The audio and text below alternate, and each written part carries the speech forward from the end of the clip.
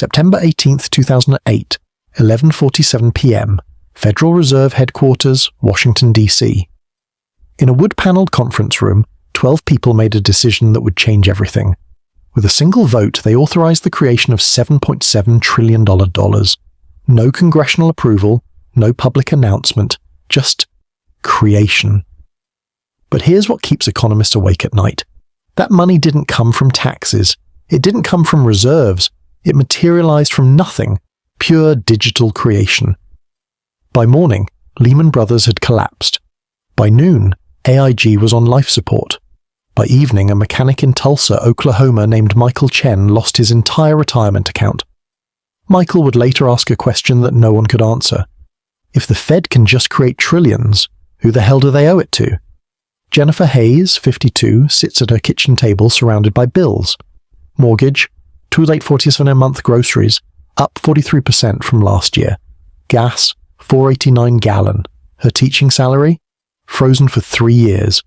She doesn't understand why everything costs more while her bank account shrinks.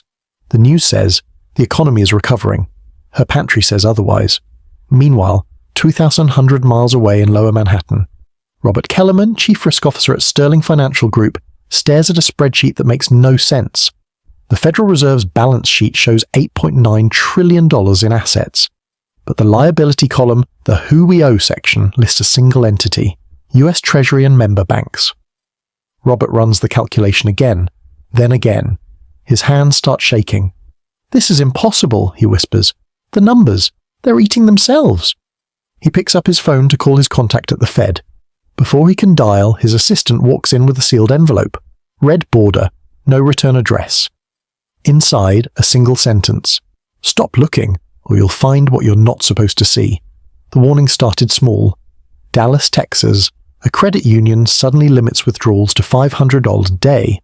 Portland, Oregon. A pension fund quietly reduces payouts by 18%. Detroit, Michigan. 3 banks merge overnight due to liquidity concerns.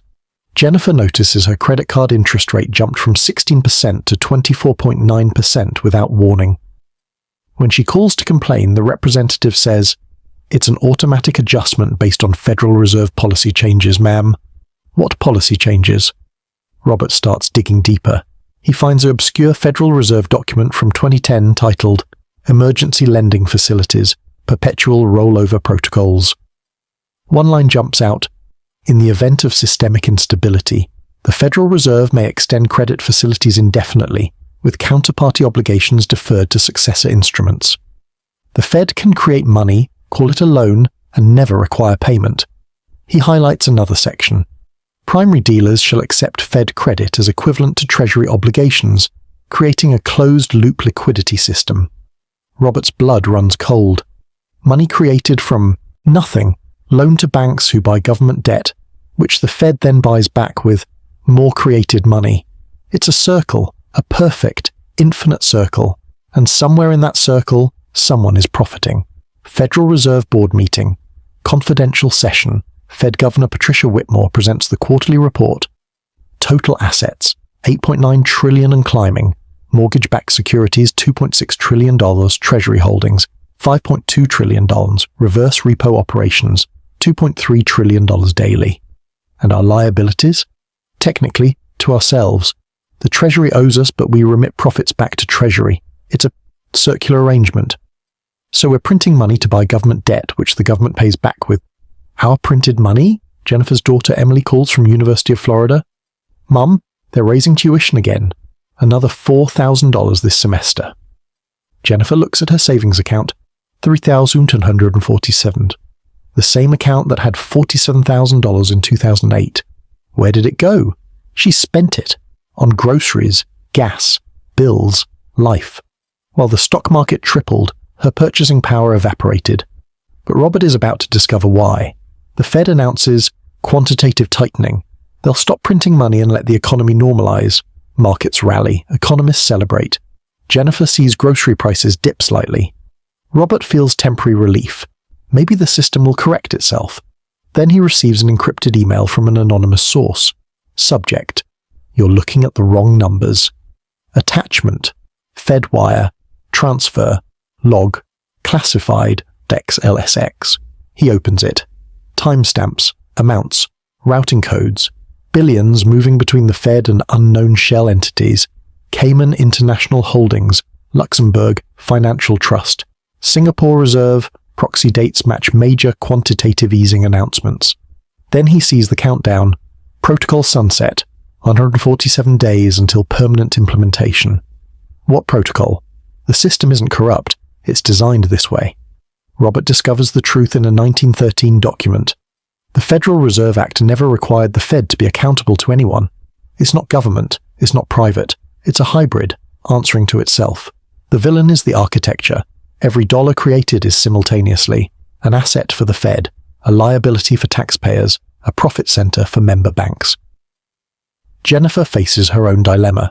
Her school offers early retirement with reduced pension, or stay and face possible layoffs. Take the cut now, or risk losing everything later. Robert must choose. Leak the documents and trigger a financial panic, or stay silent while the wealth transfer continues. Both are about to lose that choice.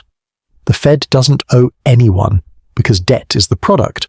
Robert finally meets his anonymous source in a coffee shop in Georgetown, D.C. The source is Dr. Alan Pritchard, former Fed economist now living in exile. "You still think money is the product?" Alan asks. "Money is the bait. Debt is the product." He slides over a diagram. The perpetual debt engine. Government spends beyond revenue issues. Treasury bonds, IOUs. Fed buys.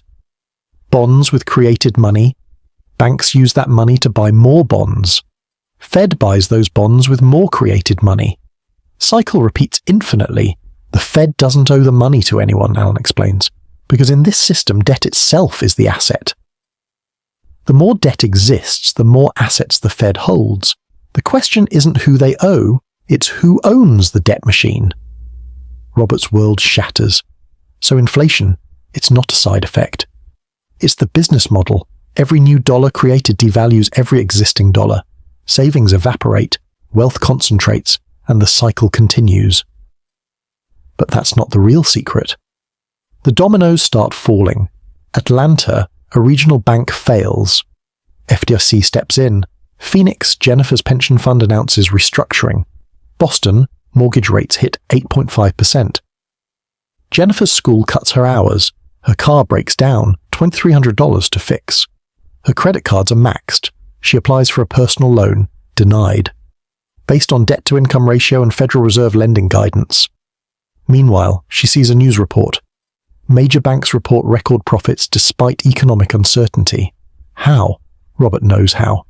He's traced $4.7 trillion in Fed-created money flowing directly to 12 primary dealer banks, who then lend it back to Americans at 7%, 12%, 24% interest. Free money for them.